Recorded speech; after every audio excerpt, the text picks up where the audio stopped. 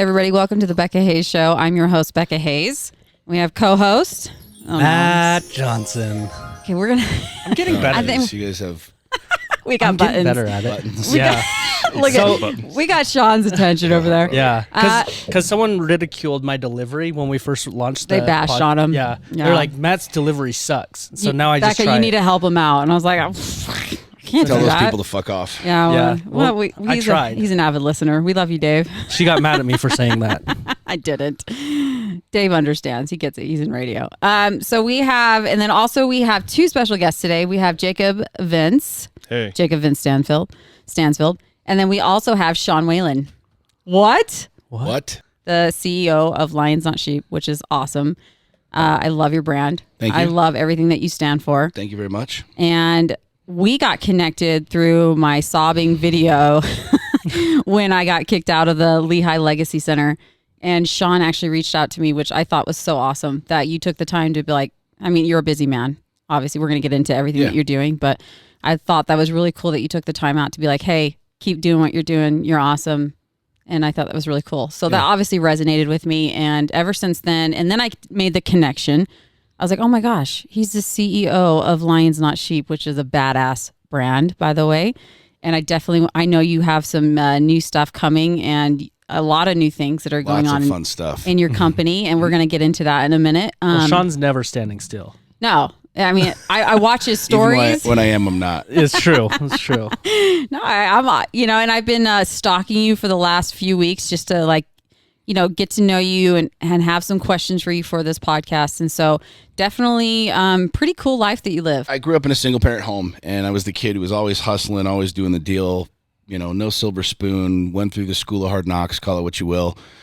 Found a lot of success really young in life in my 20s, made millions of dollars by the time I was 25 years old, thought I had the world by the balls. The market crashes in 2008. I'm 30 something years old. And I talk in my book about how I felt like I was juggling bowling balls without having a dad and anybody around. It was like, when I'm at home, I needed to be at work. When I'm at work and entrepreneurial life, constantly feeling like I needed to be someplace else. The 20-hour days, the quote unquote grind, the hustle. And eventually I just ended up quit juggling any balls and I dropped everything. I left my marriage. I left my business.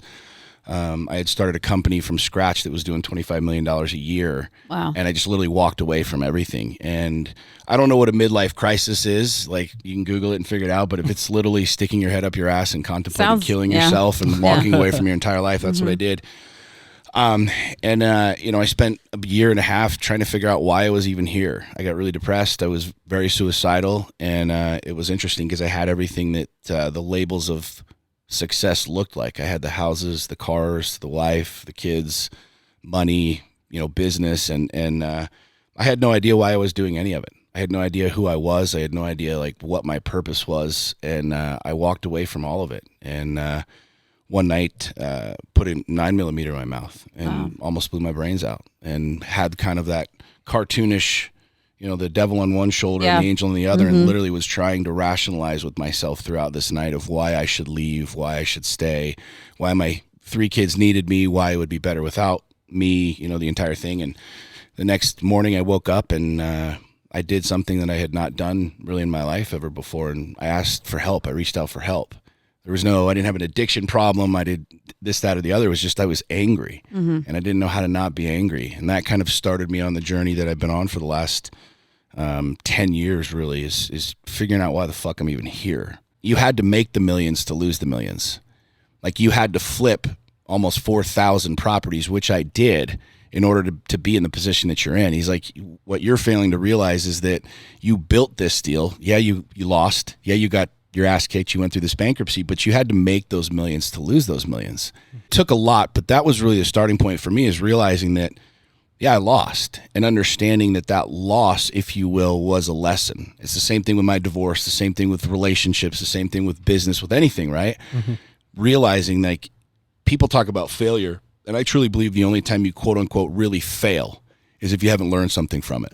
Because I know for me, my brightest experiences came out of the darkest nights.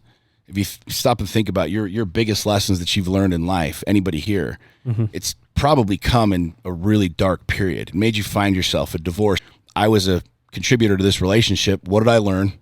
Where am I now? How do I move forward? And that's kind of the whole premise of my life at this point. I agree with you 100%. And a lot of people, they see in success is, very objective, but, very, very successful people, I think majority of them have failed multiple times over and over. I mean, just off the top of my head, Michael Jordan, where he was cut from his JV team, basketball team, and a legend.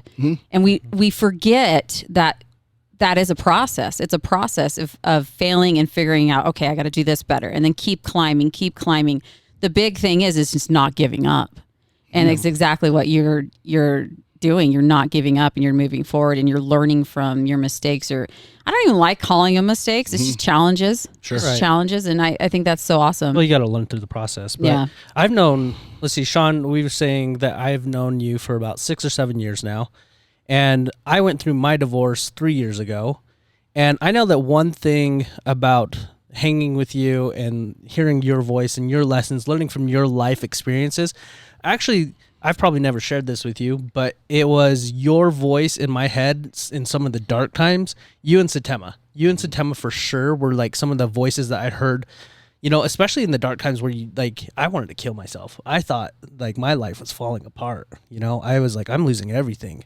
My reputation, everything, my business, everything is going to go to shit. And I remember like specifically, Satema and your voices played in my head to not end it, to not leave, to like play that's it awesome. through. So, I mean, like that's the thing about like living. And I think that's something that we have learned on social media about sharing your story and how powerful it can be, because it can really impact someone's life. It can save someone's life, because now the thing about Sean, what makes Sean so powerful is that in this sense is that his story, his truth, it owns real estate in your mind once you've heard it, because it is like a bullet to the head, and it just has real estate in there. So even in the moments that maybe you don't like it, maybe you're going through some shit and you don't like hearing what he says, at some point it can be extremely valuable when you need it most, when you need to hear the truth, and when you need to get out of your own darkness and your own shit. That truth will actually pierce through that shit, and all of the voices that go through your head and so in the darkest times. So it becomes a very valuable lesson to hear your story, to hear it consistently. It's never wavered. It's never changed. There's never been like, well, actually this is what really happened, or this, so. Oh, well said. That's true. Yeah. So, I mean, that's something that like I've learned from Sean, is just that real estate that's been in my mind, Yeah. So That's cool. That's good to hear. I think it often takes major failure and just heartbreak and whatever else to actually not even just get the business lessons and the relationship stuff, but that's what makes you have to face your own shit on a really deep level.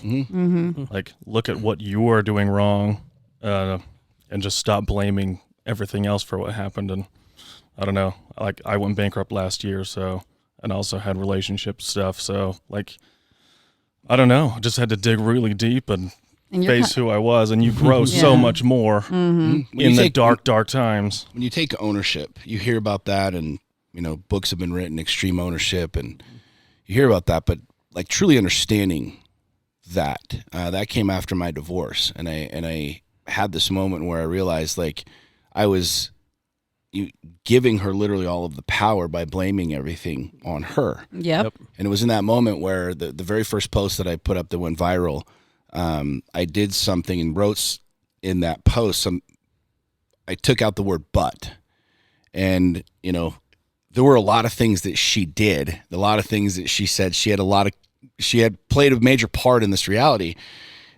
I continued to say, I said these mean things, but it was because she did. Or I did these things that were malicious or hurtful that I knew would hurt her. I pushed these buttons, but it was because she did. And for the first time I just stopped saying but, I'm like, yeah, I was a dick. And that first post that went viral years and years and years ago, it was me saying I was an asshole.